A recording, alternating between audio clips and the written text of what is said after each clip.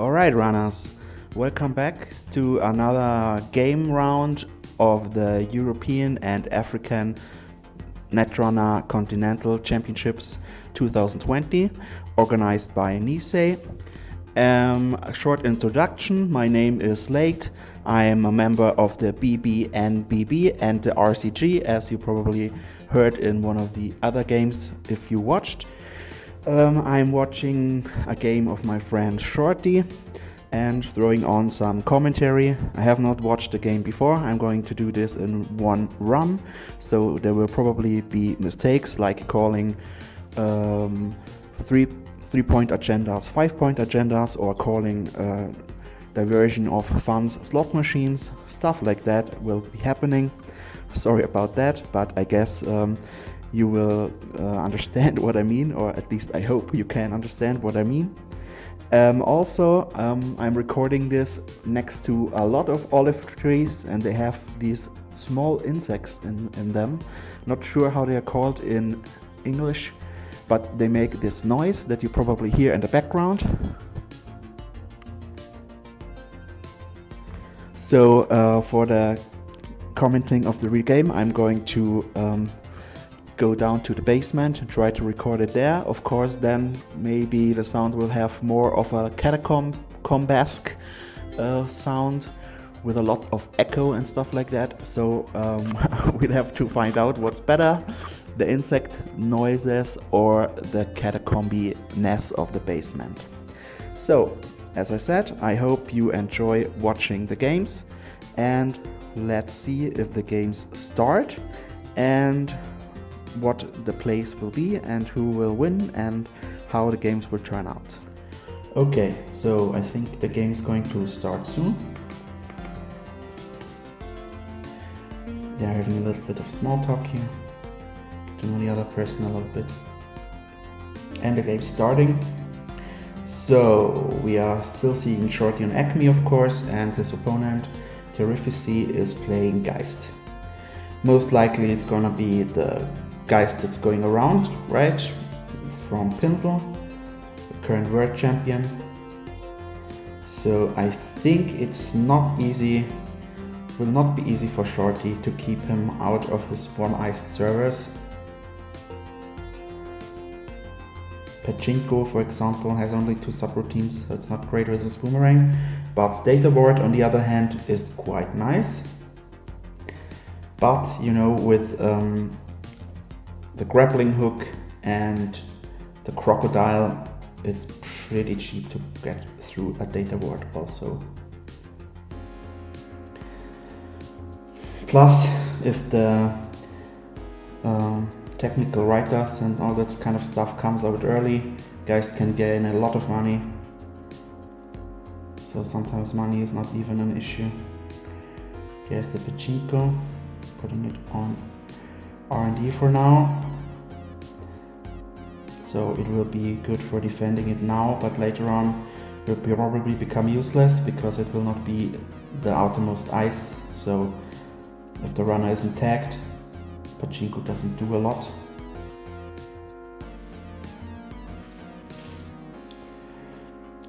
Guy's doing his thing, Street Peddler, Masterwork. Oh, and Boomerang is already in the bin. Guess that one was on the Street Peddler. There's the Spy Cams, or Spy Cam, the Tech Trader. Yeah, he already found 2, which is nice, finding 2 Tech Traders that early. Gabali, yeah, that was the crocodile card that I mentioned earlier. I was just not remembering the name at that point. Daily Business Show, always great. Both of these cards would have been good, especially in combination, I guess. Make a server protected and have the daily quest ticking. But unfortunately you have to shuffle one of the 2 back that you drew, and not just any from your hand. Another Spy Cam going down. Let's see if he wants to see that. R&D. Another Street Peddler. He's going through his deck pretty fast. Already only 25 cards left in his deck. So so no wonder he's finding a lot of the tools that he wants to see, I guess. And he's pretty he seems to have like a vengeance against those member temples. He trashes them whenever he sees them. Maybe he expects even more kind of an asset spam matchup or something. But yeah, Shorty is only on 8 credits, so trashing those recurring credits is a good idea.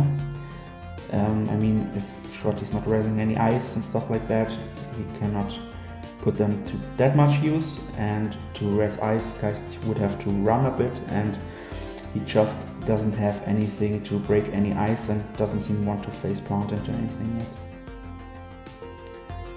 Yep. He keeps the tiered subscription. Guys installing a spy cam. Shorty's turn. So I guess he knows that he drew on SSL here.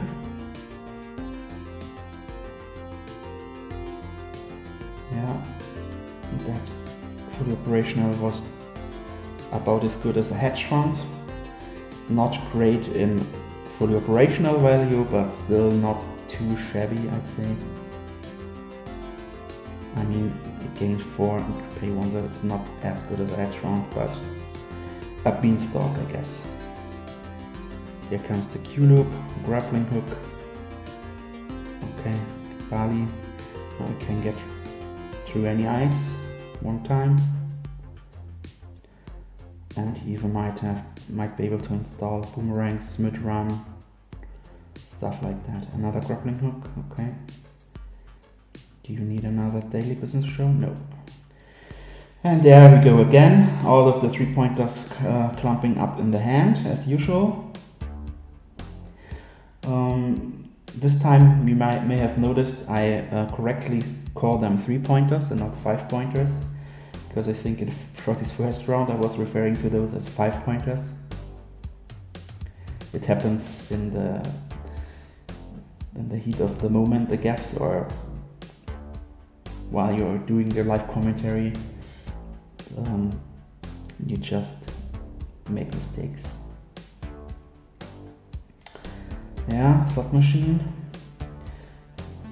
doesn't stop the diversion of funds, unfortunately.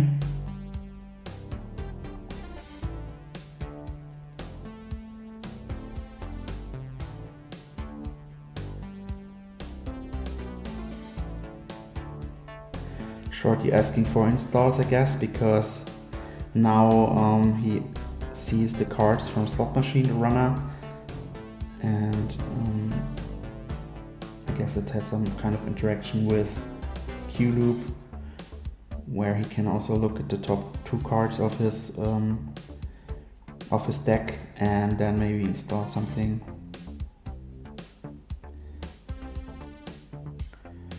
So he's breaking it with a grappling hook.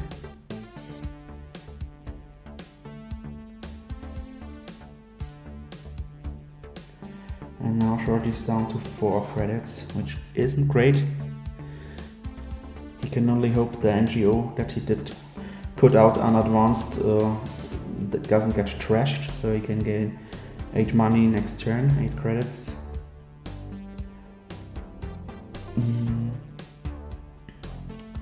The runner thinking what to do with the last 2 of his clicks.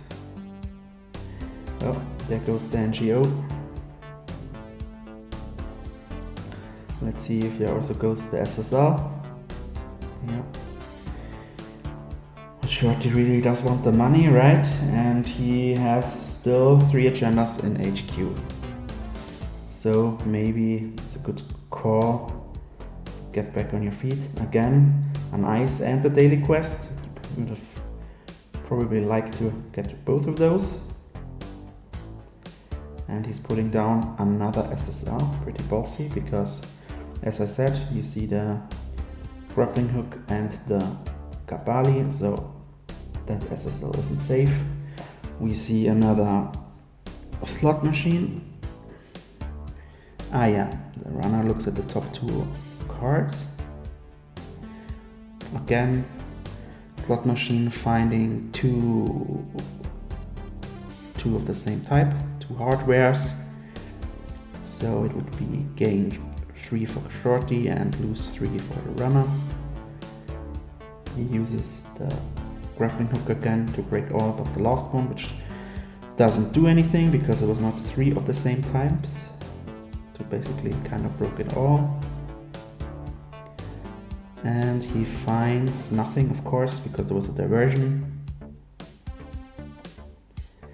I see that Shorty is also playing best defense. It's probably a card against Tapworm, misdirection, stuff like that, I assume. Yeah, there goes the bravado on the IP block. Let's see. If he uses the grappling hook, he doesn't even have to... yeah, he has to break both because it's Acme, and so he's considered to be tagged, so it would add in the run if he doesn't break both.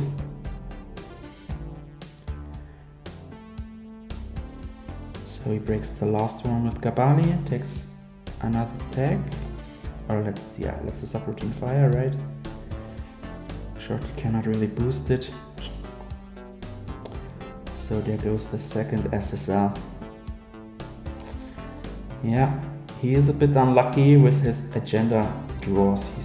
He tends to get flooded a lot. Yeah, the hard hitting news. It's far off, yeah, with the money he has. Free to play. It's a new sentry from the Ashes cycle.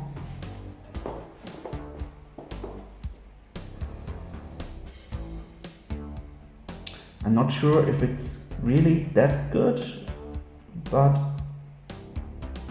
I have tried it a little bit, and it can be quite taxing. But I've not completely decided what the verdict on free-to-play is. Yeah, those spy cams, they're gonna be dangerous now because, you know, one more agenda point and it's game over. And it's only a pachinko on R&D, so nothing that will really stop the runner from getting in if he wants to win, you know. I mean, you have to break 2 enduruns. So that's 1 boomerang or some kind of combination of resource and grappling hook breaking.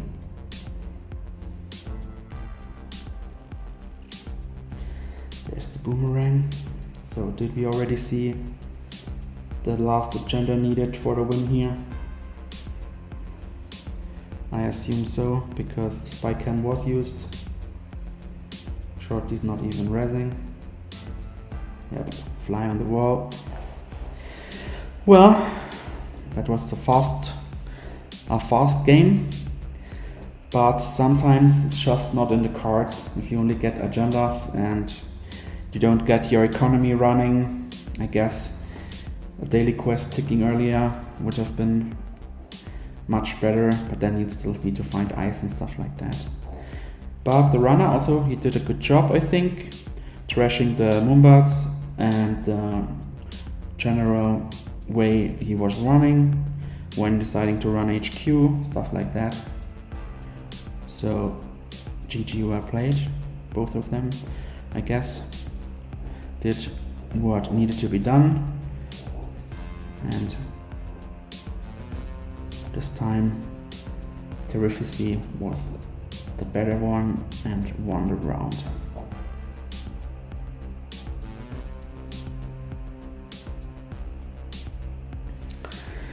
So Short is trading the next game. He will be playing his Ken again. And I think he likes to play against Daza Group. I think he's of the mindset that his deck is quite good against fast advanced decks or combo decks. I don't know. He's always not looking forward to play versus glacier decks and stuff like that. So let's see if he's right and if he can beat this deck. Probably also, I guess, the deck as Shorty mentioned in this chat, if the other player was full pencil mode, just take both the decks of the World Champion and play them in the European and African Continental Championship, which is a valid thing to do. I mean, these are great decks, but on the other hand, everyone knows they are around, so you could kind of tech against them, right? I mean, they are still pretty hard to beat, even if you tagged against them, I think, but there's nowhere written in the rules that you have to come up with your own decks, right? And so some people just are better at deck building, some people are better at playing, some people are, like me, mediocre at both of these things, but you still have fun, you know? You can still have fun. If you don't put too much pressure on yourself that you have to win or come into the top cut, just enjoy being part of the tournament, that's great.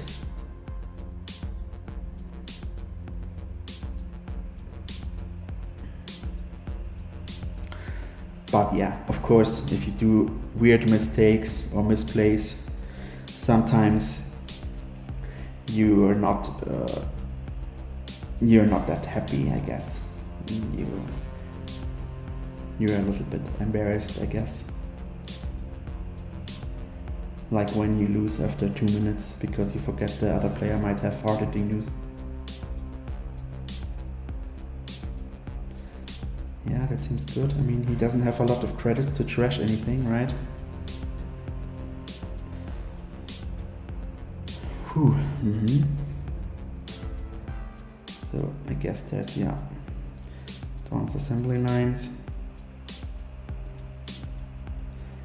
Cannot be used if there's a run there. And yes, of course, he can use the advanced assembly lines after Shorty installed that boomerang there. Which is a good play, I'd say, because now you're not sure if you or when you will be able to use the boomerang. You have to pass the first ice first, right? So maybe an inside chop or something would be nice here. Shorty's struggling a little bit with the money. I guess the tapeworm can help, but it'll take a little bit of time. He's trashing those breaker base, yeah, another one. Which is good, because they let the corp erase a lot of upgrades and stuff in the servers for free, and it enables a lot of their scoring combinations. And as long as there's not a team sponsorship on the board, they're not coming back, right? I mean, there might be preemptives or archive memories or stuff like that.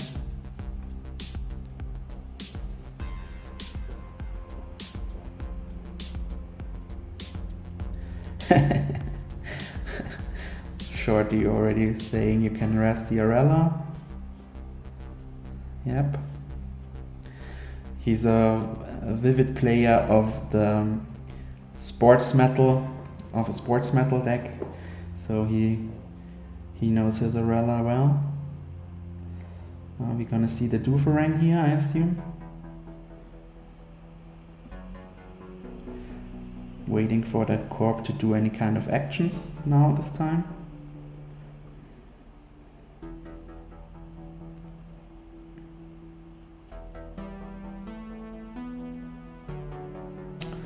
Let's see if we see a res here.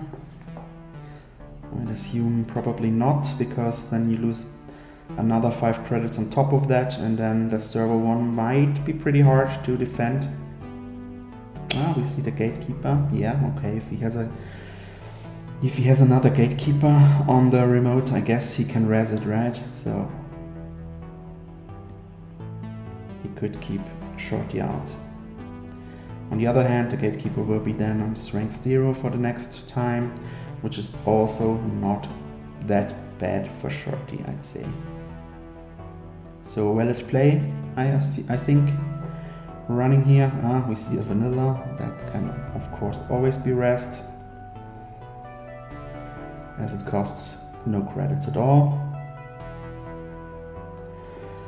Unfortunately, Shorty, well, not sure if unfortunately is the right word, but Shorty did get Terrificy down to 4 credits here, and that means that his tableau doesn't give him any more money. But maybe Terrificy will gain some more money in his turn, and then we'll see. We also see that Shorty has the Abagnale and the Buchalter in hand, so that HQ isn't safe. He can get in. And the server 1 on the other hand, we're still missing his Kuroda, so if the scoring train continues, then it will be a problem. But as his opponent is not playing Sports Metal, which gains a lot of credits back for scoring stuff, I guess money will be tight. Assume a Rashida maybe going into server 1 here. Yeah, seems good if you're only on 1 credit. And also a score of Vitruvius without a counter, but still, I think it was a good idea. Shorty trashing the team sponsorship, he didn't like those. Another Arella in a remote, interesting.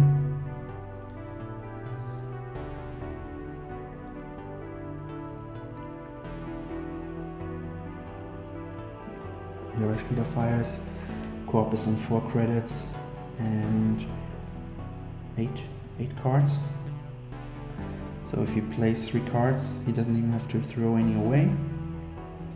And with Asa, it's even easier because Mia might be able to install 2 cards in 1 click. So you can overdraw more safely, I'd say. There we see the Asa trigger. New server coming up. Now let's see if we see an ice on server 3 and a fully operational or something like that. Shorty in the meantime has drawn into exclusive party, which seems pretty cool with Anycam, because you draw even more cards and gets you through the deck much faster, help you find what you need, get you some money. There's the inside job. Now if he had a boomerang up still somewhere. Bravado into server 4, okay. He wants to make the corp rest the ice. Spend some money again.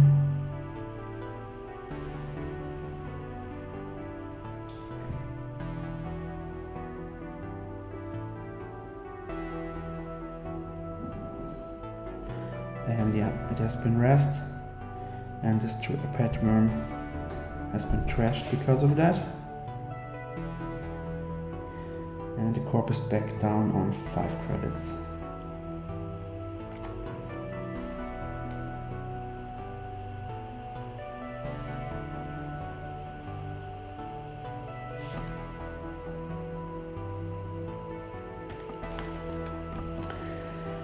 Yeah. Not sure how this game is going to turn out, to be honest. Both not having a lot of money.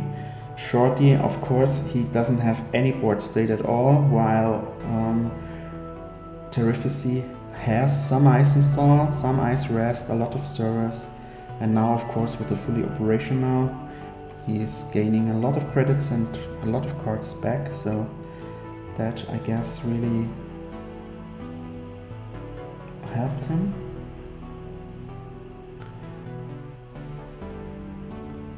Shorty still going for the R&D accesses, finding a calibration testing on Vitruvius, which is good. Now they're both on 3 points. Some fast advanced tools are in the bin. Server 3 was the Arella, as we know. Server 4 and 5, we don't really know what those are, right? Probably another team sponsorship or something. With a score incoming here, probably. Let's see if we see any reses. It's 1 click left, okay, so is that the Vitruvius or the counter? Yep. But no res on any team sponsorships. Now the Rella trigger. And he's installing something in a new server, which Shorty immediately wants to see. With the inside job, okay, it's a Project Vacheron, which would mean Shorty being on 6 points, but it will take 4 turns for him to go there. Installing of Abognail to poke HQ now. Break it for 2, which is good. Another Hagen. And also Shorty found a special order, so basically now he could get out his Kuroda and have all of the breakers available. On the other hand, he's still only on 5 credits. So he needs to find more of his economy cards, I'd say. Especially if we want to keep poking that HQ. Basically, he needs to find one more agenda and survive for some turns. Stop the corp from winning, right? That's one line, or just steal 4 more points, maybe 2 more agendas. But there's a lot of 1-pointers in there, I assume, with the Hyperloops and Mega Freeze. Vitruvius already out, so I assume stopping the corp from winning and stealing a 1-pointer might be the way for Shorty. Terrificy, on the other hand, you will probably want to find a fully operational. Stabilize, gain 13 credits, yeah, now he can res a lot of ice. Oh, the Maker's Eye, that could be helpful. On the Naked R&D especially. Why not Lyric? There's the 1-pointer. So, if Shorty can survive for a few more rounds, or not survive, I mean, he will probably not be flatlined by the Asa group, but if he can stop the corp from scoring out for 3 more turns, then it doesn't look bad. But I assume Biotic, things like that, you know, game changer, yeah. Huh. Is this GG? Yep. That's GG.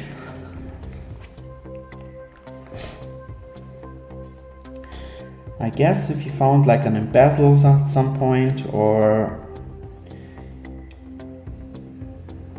his Kuroda a little bit earlier to contest server 1,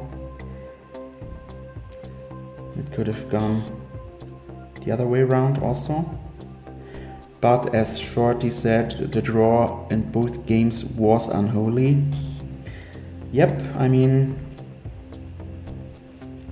as I said, sometimes you just don't find the right cards, and then you have to work with what you have, or overdraw, throw stuff away. It's difficult decisions, and that's what makes Netrunner so great, right? You have to make a lot of decisions, and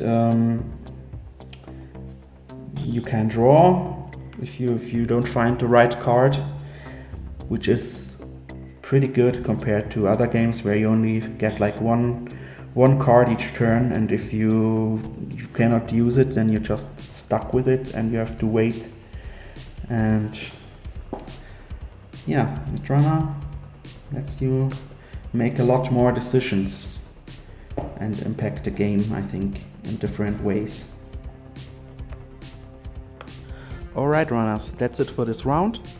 Once again, I hope you enjoyed watching the video. My name is Late from RCG or BBnBB. If you did enjoy the video and the commentary, feel free to watch any of our other videos. We would greatly appreciate it. Thank you, and talk to you later. Bye bye.